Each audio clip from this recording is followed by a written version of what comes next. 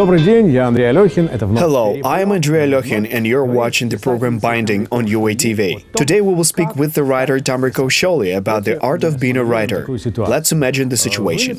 You wrote a book and it is a manuscript, a good manuscript that people praise. What do you have to do next and where do you have to go and present it and maybe pay? Our guest today is well versed in this profession, so if you want to be a writer, listen carefully. Слушайте особенно внимательно. Tamriko, let's suppose that there is a writer with a manuscript, a very good one. What should they do to make a book from it? Not simply a book. After all, many authors sell their works at railway stations or in the subway and say, buy a book from an author. But will it be a book that people will buy in a bookstore? I understand that many people are involved in the process, from literary editions, proofreaders, book designers, painters, and so on. However, what concerns me is that I supposedly have a good manuscript, and I know it is good because many people appreciate it. Technically, what should I do and where should I go? In 2 words, how I can find a publisher and what exactly should I do? There are 2 methods of dealing with these questions. In other words, you may choose the method of self-published books, or you may turn to a publishing house. There is a drastic difference because on the Ukrainian book market, if you publish a book on your own, then your work will not appear in bookstores, since they have contracts with specific publishing houses and suppliers. It is quite a complex system, and it is not enough to show your work on the market. However, regardless of whether you are publishing as a self-publisher or have a contract with a publishing house, it is important to understand that overall, the number of copies printed should reach 500 or 1,000 copies for a newcomer. Yeah, this is quite a sufficient number, of course. Therefore, you should understand the number of books you are guaranteed to sell. In this respect, the internet provides us with great opportunities. I mean, I suggest to all writers that before they publish a book, they should launch PR campaign in social media platforms. They have to reach 10 to 15,000 of followers, so that at least 300 will be interested in the book. Only then the book will go further and gain some recognition and earn the money that goes with it. I mean, people will learn about it. It has no specific meaning whether you or a publishing house issue a book, but publishing houses are also interested in attracting a guaranteed number of customers who will buy this book. Why? This is because of the competition on the market today. Back in the days, there was no such thing, and a publishing house took specific responsibility and risks when agreeing to publish a book. Nowadays, a medium-sized publishing house deals with large volumes of book drafts. Sure thing. Notably, many of them are very professional, and they choose those books that will potentially be sold out on the market. So the first rule in this competitive business is to conduct self-PR in the internet and social media. Of course, you know, many people have matured from bloggers to writers. Tell me please about the difference between the self-publishing method and publishing houses, because the self part is, you know that many people started with publishing themselves at their own costs. For instance, Gogol and many others began with such a method. Many respectable publishing houses to which writers submit their handwritten works are told, you know, the book sounds good, but we will only help publish at your own expense and then we will see if it becomes a bestseller. If so, the next copies will be published. Should a writer agree to such conditions, or should they search for a publisher that will take the risks of printing their book? I believe that self-publishing at the moment of its debut is a good deal. I took advantage of this when I just started. My first book didn't receive any feedback. Most likely, most publishing houses dismissed the draft I submitted to them. Yes, it was critical for me to understand the opinions of people who don't know me and my books at that moment. Why is this? Well, it is simply due to the fact that the opinion of my family, friends, and others are very subjective. That is, they lack any objectivity. Indeed, it is very subjective. People want to support you and so on. Therefore, to realize whether or not it is worth the effort, any author should present their works to an audience that doesn't know them and had never met them before, so that they can assess the quality of writing separately from the author's identity. In such a manner, Self-publishing is a specific method in the book publishing industry and a way for a young author to evaluate their books at that stage and then continue or give it a rest for some time. Sure, I should say that even Gogol, who issued Hans Kuchelgarten, bought all copies and burned them. I mean to say that it was a test of one's creative skills. Nevertheless, it is one matter when you issue a small print run and the readers buy 500 copies. Be that as it may, what comes next? There is a new written work and one should go to a publishing house and tell that their first book was sold out, so please take a look at the second one. Where will things go after that? I think that everything depends on the ambitions of the authors themselves. If they have an ambition to rise to the international level, they should contact a publishing house. Personally, I went to many German publishing houses, talked to their CEOs and their main editors, and they told me that they cut a deal only with publishers. They don't work with authors or legal bodies. Therefore, to get a name on the international market, even in the context of post-Soviet countries, one has to work with a publisher. Of course, authors can themselves become a publisher, if they have the will and a measure of some business acumen.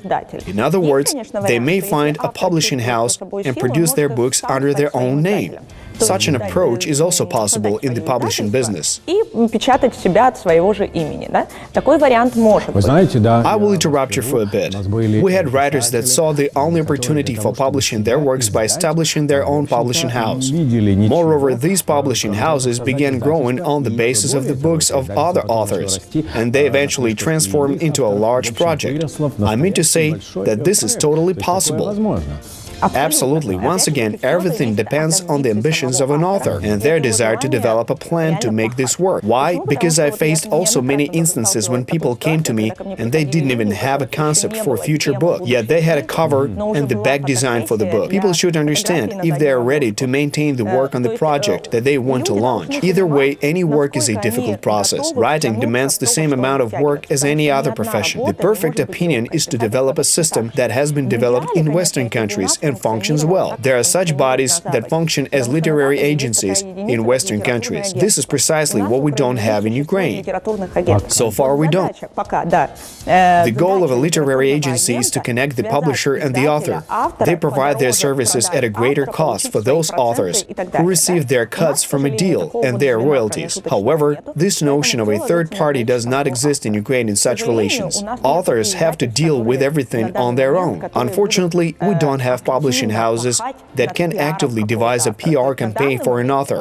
At the moment, authors have to deal with this on their own. Young authors should understand this. I reiterate that if they don't have ambitions to surpass the national audiences, they can publish a second book themselves.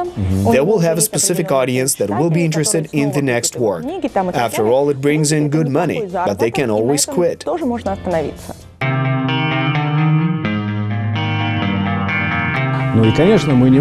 Of course, we cannot help but ask Tamriko about her creative work. You see, she's a young and beautiful woman who knows quite a lot about a writer's profession due to her experience and the fact that many of her books have been published both on the domestic Ukrainian market and in European countries. Given this, it would be shameful to not ask about the essence of her works. I believe that my works, as well as the creativity of any other author, emerged from my personal problems, goals, and the challenge to find the solutions. My first books, Inside a Man and Inside a Woman, emerged from these topics because when I was young, I strived to understand the psychology of men and women. I utilized my journalist experience when taking interviews with different people, and then I started to post fragments in the VK platform and subsequently in Facebook, which had become highly popular. I always got feedback from my readers. They told me that they would enjoy my next book and it would be bound to become a bestseller.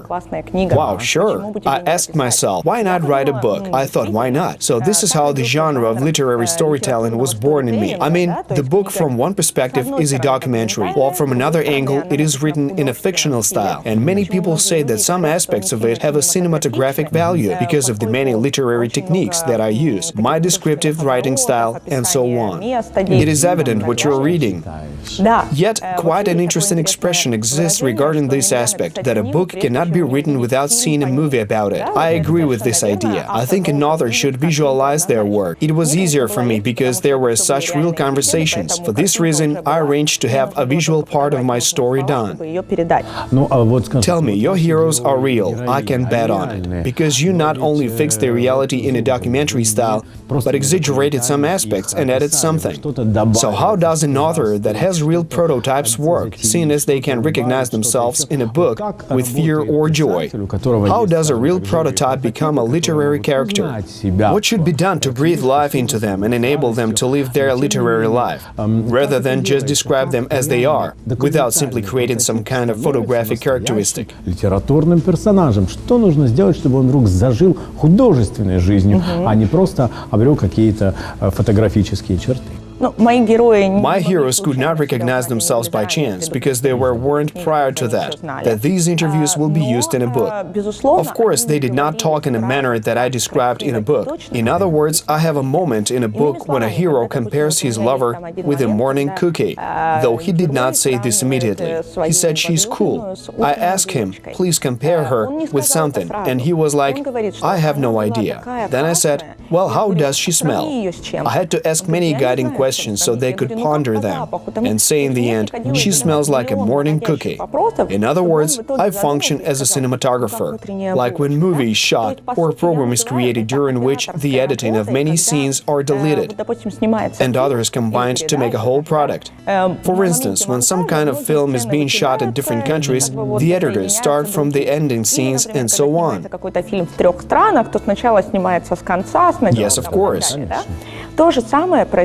The same happens with conversations that I transform into a book. I delete the transitional moments of 30 questions and set the final results only when my interlocutor gives me a specific answer. One more question. Have you appealed to a specific audience with your books inside a man and inside of a woman?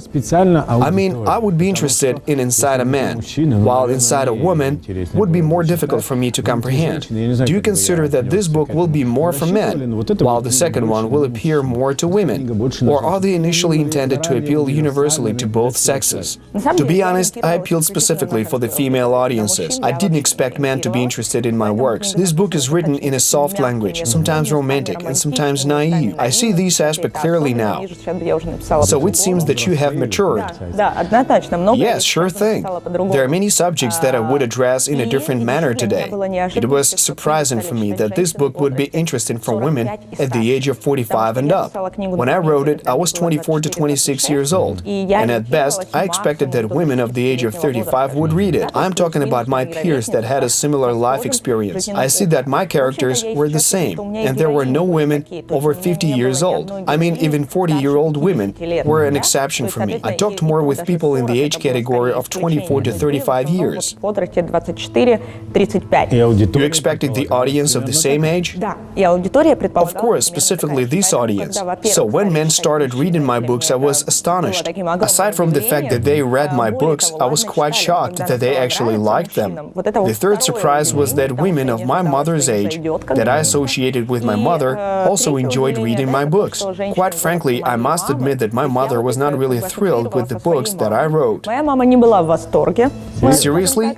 This is because she was used to the fact that I would write in the same manner in which I speak. So for her, my work should have been closer to my everyday thoughts and my conversations with her, something in that vein. So she didn't believe that the book would become popular and a bestseller? She said it was interesting and well written. But at the same time, she considered it a joke and a work that was not very serious. No one expected that there would be something more. So I received the reviews from women in the age category of 50 to 55 years, and many people came to me at my workshop and said, "My mom gave me your book."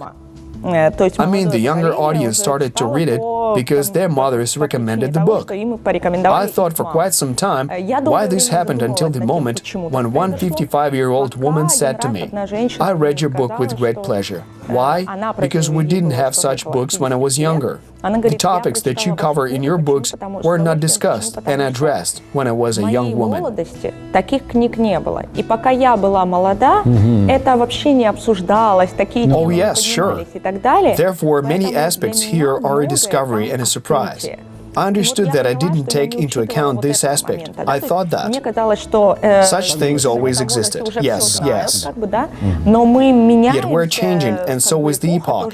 Honestly, I was afraid that the book will be a balance between a pabulum and vulgarity, because many discussions revolve around sex, sexual orientation, and so on. I never gave a copy to my father to read, because I was afraid that he would not perceive it in the right way. But he read it anyway. К сожалению, папа уже нет. Unfortunately, he passed away, and the book was translated into the Armenian language, and I want to translate it into the Georgian language. Перевести ее на грузинский.